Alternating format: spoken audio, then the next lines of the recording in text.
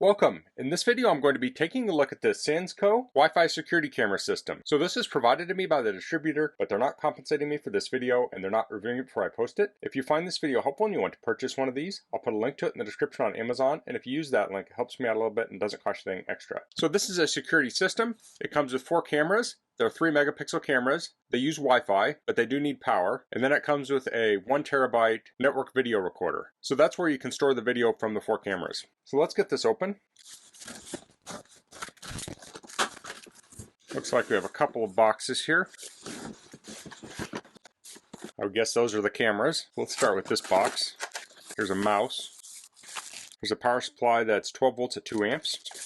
And the smaller power supply is 12 volts at 1 amp. And it looks like there are 4 of those. So those would be the camera power supplies, and this would be for the NVR. We also have an Ethernet cable.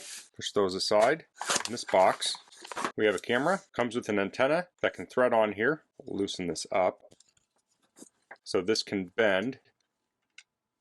And I can tighten that on there, like so.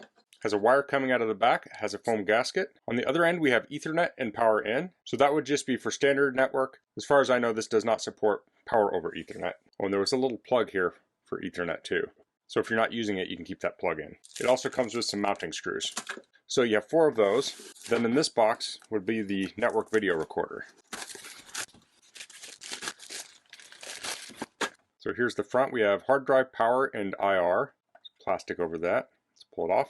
It says plastic front, metal on top, metal on the bottom. There's vents on the sides and bottom. Now I'm not seeing any rubber feet, but I do see a place you could put rubber feet on here. Now if we go to the back, we have audio out, HDMI out, VGA out, LAN, USB 2.0 mouse, and power. We also have 2 antennas. And here's the manual. Let's take a quick look at it. So you'll want to read through this on your own. I'm not going to cover everything. If we look at the first page here, it says it's highly recommended that all products and components be tested prior to installation. So you want to bench test these, make sure everything connects up, and then install them. So here's getting started. It says connect your cameras using the power adapter, connect your NVR. So you can hook this up to a TV or computer monitor using HDMI. It does not come with a cable, but HDMI cables are pretty standard. It's recommended you place the antenna vertically, then connect them up to power. Connect the NVR to the electrical socket using its power supply. Connect it to an HD monitor. They recommend at least 1920 by 1080. Then plug in the USB mouse. And it says optional, connect the NVR to your router via the network cable if you want to remotely view the systems over the internet.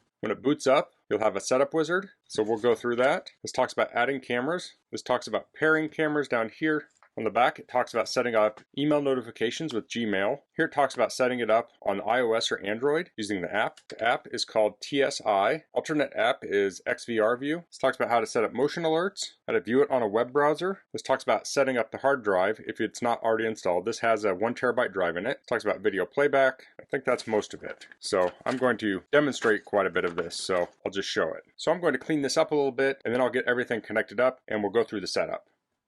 Okay, so I have everything unboxed. I installed the antennas. Let's take a measurement of the power supply cords. So the network video cord is around 4 feet from the tip to about the end here. The camera cords are around 10 foot. You also have a little bit of length on the camera. I guess I'll measure that. So that adds around another foot. So let me actually get rid of these. So that's a little bit cleaner there. So let's get this all hooked up. I'm going to plug my network cable into the back of the NVR. I'll plug the other end into my switch. So that can connect up to your switch or network router. Here I have a computer monitor. That's plugged into the HDMI. I'll plug in power for the camera and the NVR. And I'll plug in the mouse. Okay, so I can hear the hard drive in the NVR booting up. Okay, so here we have the boot wizard. So I'm going to reconfigure this so I can capture this screen. Okay, so here we see the boot wizard. I'll hit start. So it has QR codes for the guides. I'll hit next. It has system config. So I'm going to change the machine name. I'm going to change it to SANSCO NVR. So we have other options here. This one is hard drive overwrite. It's a stop record or overwrite. So after it fills up the hard drive, you have 2 options. It can just quit recording anything, or it can go back and record the oldest content. Most people would choose overwrite. So I'll hit next page. Here we have system time. I'll set my time zone here. So on Central Time, we can set up daylight saving time, and we can set up network time protocol. So I'll do that. So this should set its own time. I'll hit next page. So these are network settings. I'll hit test network. It's pinging, so we have network. So you can customize that if you want. I'll hit next page, hit OK, and it will reboot. So we're at the login page, so there is no password for default, so I'll hit login. And here we have a 3x3 grid, and we're showing the one camera. So it automatically set that up. So let me add in the other cameras. Okay, those are all plugged in, and they're coming online. So we see the second one,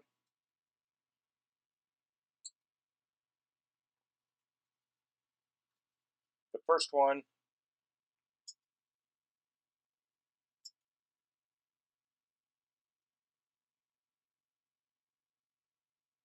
and the fourth one. So that could not have been easier to set up. Let's try clicking on one. So clicking on it doesn't do anything. Let's double click. There we go. Okay, so we zoomed in on that camera, double click to get out.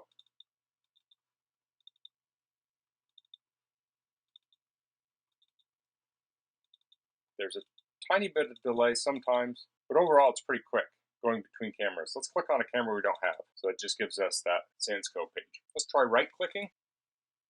Let's go to screen layout and say view for channel 1 through 4. Okay, so now we just have our 4 channels full screen. So there's a lot to look at in this interface here, but I'm going to install these cameras. I may poke around here a little bit to see what is best to share, and then I'll come back and we'll take a closer look. Well, I do want to point out that the time did get updated and it is the correct time.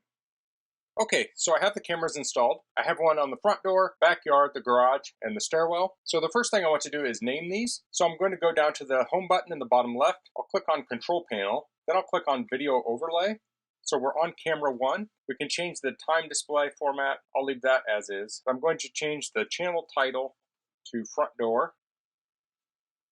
I'll hit OK. Then I'll go to channel 2, and I'll do the same for each channel. Now, if I go to channel 3, I just named this garage, and you can see it still says HD IPC. It can take a second for that to change. Okay, so now we have named the 4 cameras. It's like backyard, it just updated. There we go. So when we first logged in, we didn't use a password, so we can change that. We can go to the house, we can go back into control panel, we can go to account, we can click on the admin user, check on that. We'll say modify password. There was no password before, and we can add a password here. Now I'm going to add a password later, but you'll want to add a password to your account. So we have our 4 cameras set up. Now if we want to see one larger, as we went over before, we can double click to make this larger or smaller. Now if we want to set up motion detection, we can go to the bottom left to the home icon. We'll go to alarm, which is this red icon. We'll go to motion detect. We'll select our channel. So this is the front door, channel 1. We'll hit enable. We'll go to record channel 1 and we'll hit OK. We'll close this. And you'll want to do that for every channel. So I'll go in and do this for every channel. Then I'll go back down to the home. I'll choose record config. We'll go to channel and say all. Mode is schedule. And we have period 1. We have midnight to midnight. Now I only want detect, so I'm going to unselect regular. So I'll hit OK. So now it will record motion. So let's look at the rest of this interface real quick. We have different settings for camera. So you can use that to add cameras. This comes with 4 cameras. You can add 4 more. We have a record mode. We are just there. We have hard drive manage. You can use this to format your hard drive. We have output adjust. You can use this to adjust your picture settings. We have restore. That allows you to restore things to default. We have upgrade, auto maintain. Auto maintain can be used to delete older files or to set an automatic reboot. We have import export. This allows you to import or export the config. We have log. This gives information about your system. And BPS. This tells the bitrate of your cameras. So some of these are duplicated different places. Like when we went to the control panel, some of these things here are in this menu. Over to the right, we have a record fig, playback, network, GUI display, backup, alarm, general, channel type, smart play, device info, and then down below we have net services. So this is where you can set up mail notifications, dynamic DNS, FTP, not sure what this one is. Oh, that's 3G, 4G. That would be for probably cellular modems. Real-time streaming protocol, the Wi-Fi settings used by the cameras, PPPoE, UPnP, Dropbox, and IP filtering. Now we can go down here and hit enter desktop, and this will bring us the desktop interface, and here you have kind of a replication of the other features. So I'm going to go walk in view of the stairwell camera.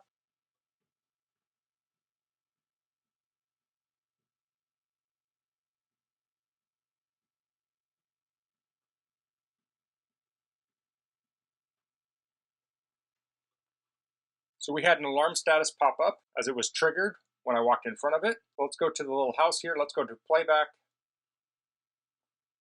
Let's select channel 4. Oh, I unselected it.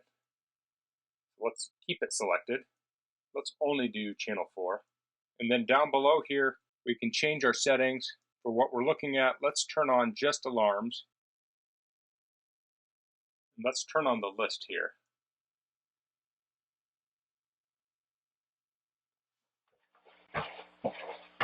So there I was walking up the steps, and there is some audio there.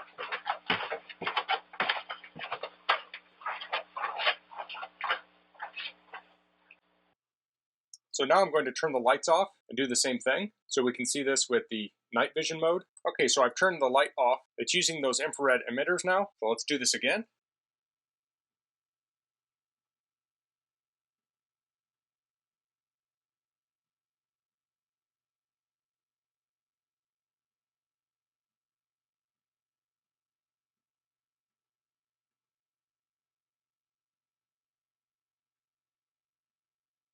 Okay, so we got an alarm.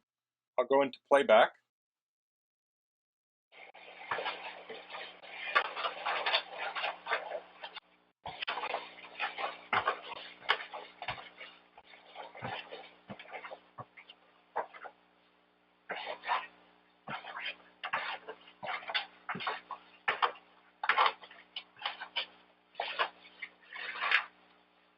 So the infrared allows us to see in the dark. So that's the basics of using the NVR itself. Now let's check out the app. Now to set up the app, we'll need the serial number. So if you go down here to House and then Version, when you open that up, it will show you the serial number. Let's switch over to my iPad and get the app set up. Okay, so I'm here at my iPad. You could do the same thing on a phone. It's just easier on my iPad for the sake of a video. So you can scan the QR code or just search for TSEye. So I have that in the upper right. I'll tap it. I'll install it. I'll hit open. It wants to find devices on my local network. I'll allow. It wants to track. I'll say ask app not to track. It wants to send notifications. I'll allow. So it brought up an ad. I want to say continue to app. So here we have the login screen. So it has a couple different methods. If you want remote access, you want to create an account, which I've already done. So I'll enter my credentials in here.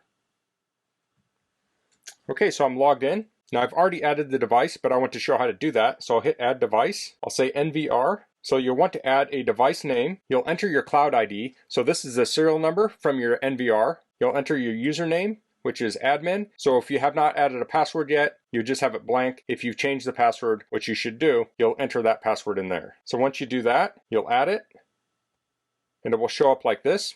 So we can tap on it and we have a list of 8 cameras. So if we tap on the top one, we will see the front door camera.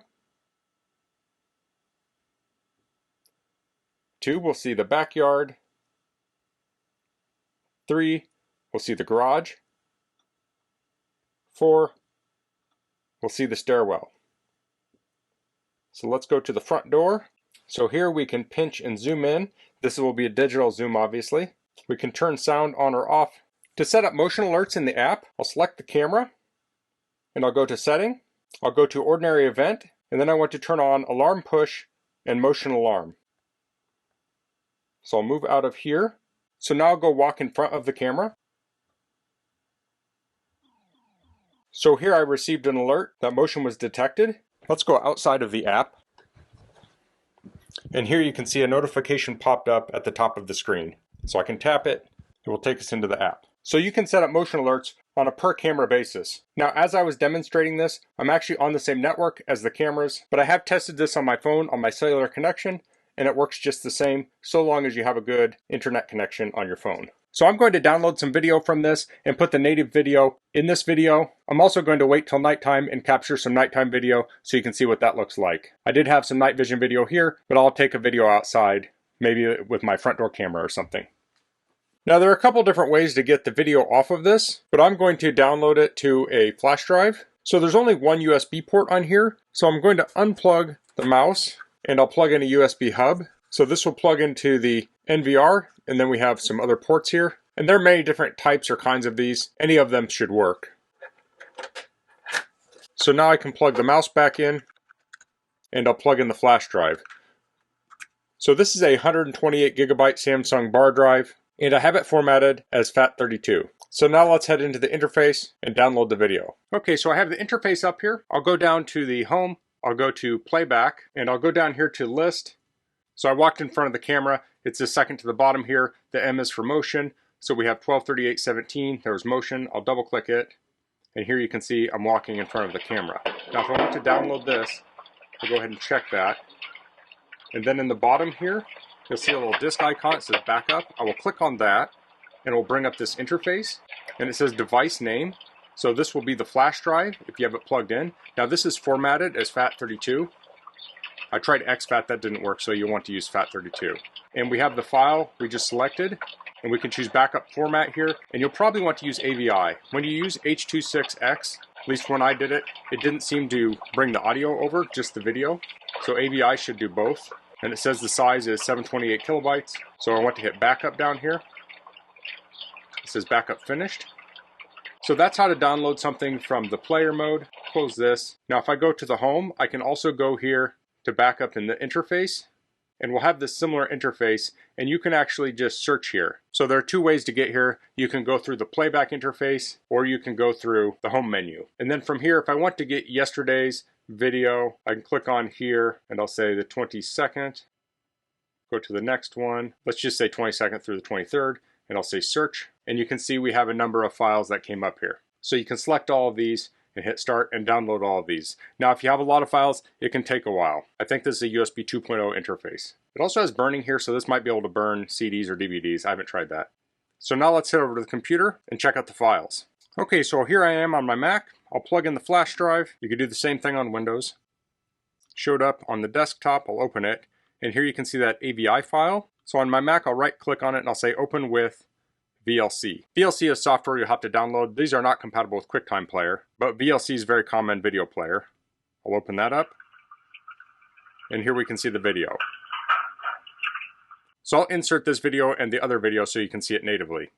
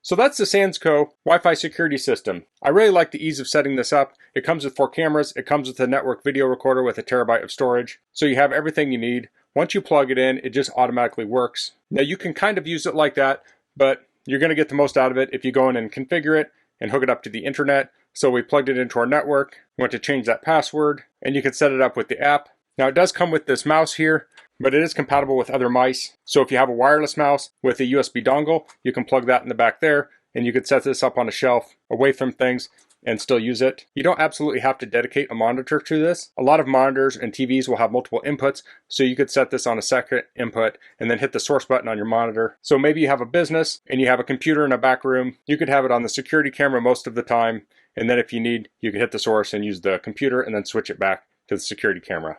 Now one thing to consider is you do have to have power wherever you put the cameras. Inside, that's probably relatively easy. Outside, it can be a little tricky at times. So you want to look at that before you get this. But that's a challenge with all camera systems. So if you're looking for an easy to use system, I think this is a great option. And while I talked about hooking it up to the internet, this can run standalone. So maybe you have a vendor booth or a cabin or something and you want a security system, this could be a great option for that. Needless to say, you would want to lock up your NVR somewhere. But I like the flexibility of this, of being able to use it with or without internet. So that's all I'm going to cover in this video. If you have any questions, please leave them in the comments. If you like this video, please click like. If you haven't subscribed to my channel, I'd appreciate if you could do that. And thanks for watching. Until next time, goodbye.